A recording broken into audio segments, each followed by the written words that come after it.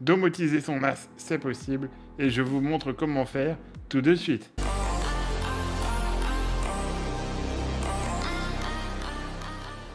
Coucou tout le monde, cette semaine une vidéo assez rapide mais néanmoins très pratique. Je me suis rendu compte que je vous parlais depuis des années sur cette chaîne YouTube de domotique et de NAS, mais que je ne vous ai jamais montré que l'on pouvait très simplement et soi-même domotiser son NAS. Par domotiser, j'entends évidemment le connecter à Home Assistant. Comme toujours, si vous voulez en savoir plus sur Home Assistant, j'ai fait plein de vidéos sur le sujet et vous pouvez en retrouver certaines dans la description. Et du coup, les modèles de chez Synology et de chez QNAP peuvent être directement intégrés à Home Assistant via des plugins officiels. Je sais qu'il y a des gens qui travaillent sur une intégration des NAS de chez Asus Store à Home Assistant, mais pour le moment, celle-ci n'est pas encore disponible. Ayant de mon côté un NAS Synology, on va s'attarder aujourd'hui sur l'extension Synology disponible sur Home Assistant. Pour la connecter, comme vous pouvez le voir, c'est extrêmement simple. Il vous suffit d'abord d'ajouter une intégration, d'aller chercher l'intégration Synology et ensuite de rentrer l'adresse de votre serveur ainsi que vos identifiants.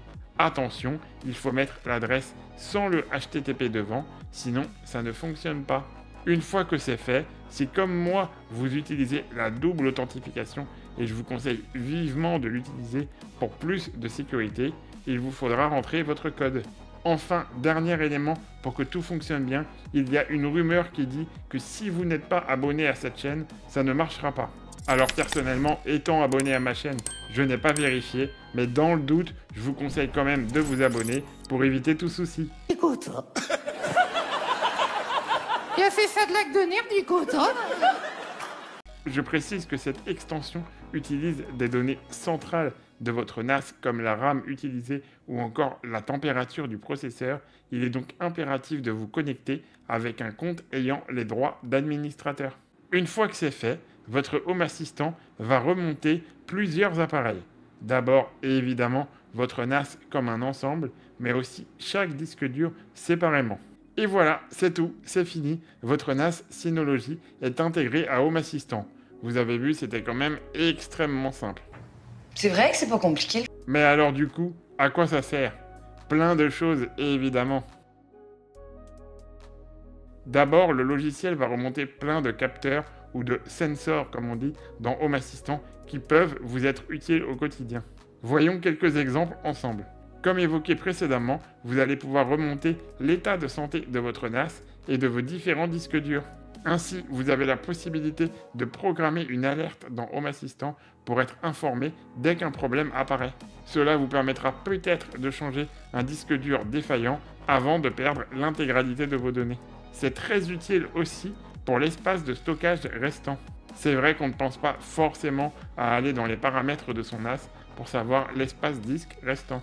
Grâce à Home Assistant, on peut programmer une alerte, par exemple sur notre téléphone, lorsque l'espace restant devient critique. Moi, par exemple, comme vous pouvez le voir, j'affiche en permanence l'espace disque restant sur mon horloge Ulanzi. Très important aussi, le logiciel nous informe lorsque des mises à jour sont disponibles. Je vous avoue que je n'ai pas trop cherché à comprendre pourquoi, mais il y a certaines mises à jour qui ne s'installent pas automatiquement. Du coup maintenant, je reçois une alerte dans Home Assistant dès qu'une mise à jour est disponible et ça me permet de ne pas l'oublier.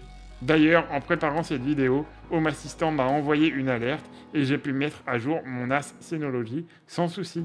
Je ne vais pas rentrer dans les détails, mais il y a vraiment plein d'autres capteurs qui peuvent s'avérer utiles en fonction de vos besoins.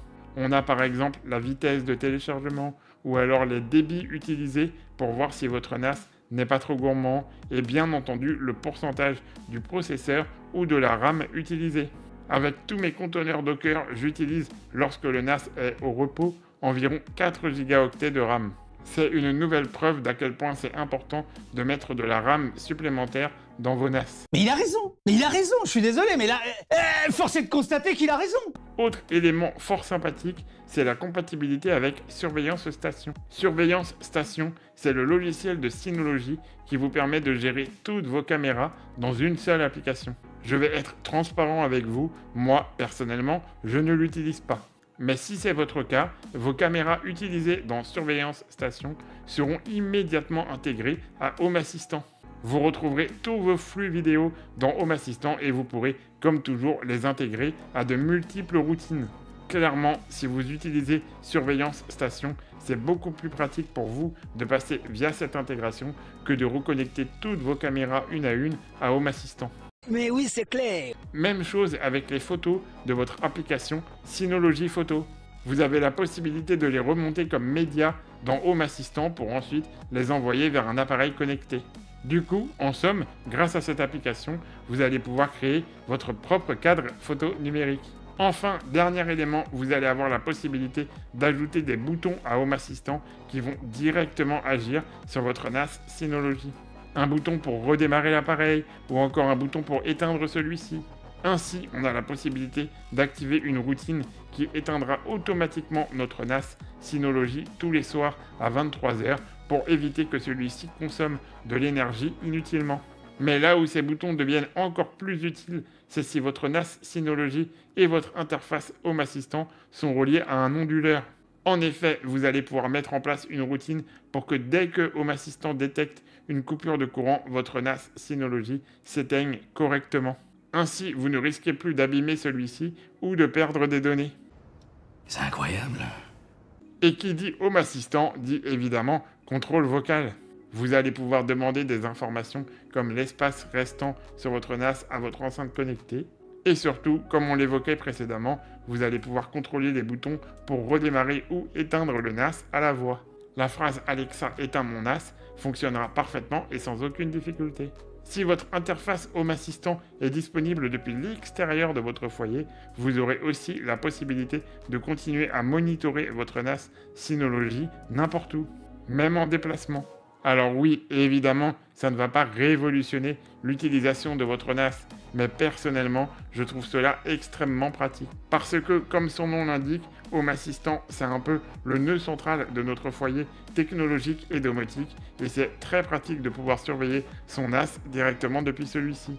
Et surtout de pouvoir intégrer votre NAS à n'importe quelle routine de votre quotidien.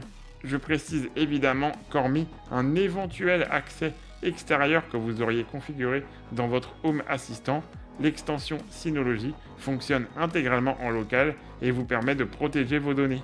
Et vous alors, est-ce que vous avez connecté votre NAS à Home Assistant? Est-ce que l'extension QNAP, que je n'ai pas eu l'occasion de tester, est aussi intéressante? Dites-le moi dans les commentaires, ça m'intéresse. En attendant, moi je vous laisse avec le top 5 des routines que j'ai mis en place sur Home Assistant et je vous dis à bientôt pour une prochaine vidéo. Salut, salut!